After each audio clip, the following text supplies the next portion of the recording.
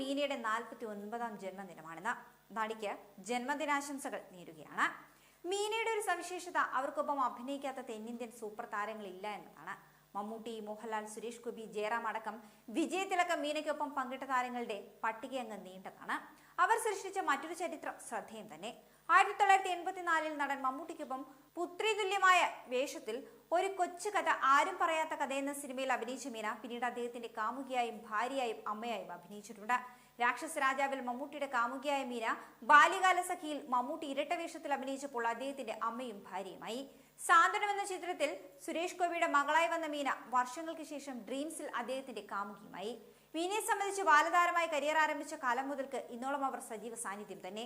വിവാഹത്തിന് ശേഷവും ദൃശ്യം എന്ന സിനിമയിലെ ജോർജ് കുട്ടിയുടെ ഭാര്യ റാണിയായി എത്തിയ മീന 2 ഭാഗങ്ങളിലും ഗംഭീര പ്രകടനമാണ് കാഴ്ചവെച്ചത്. ഈ കഥാപാത്രത്തിന്റെ പേര് പോലെ ഈ പ്രായത്തിലും തെന്നിന്ത്യയുടെ റാണിയായി നിൽക്കുവാൻ കഴിയുന്നത് ചെറിയൊരു കാര്യമല്ല.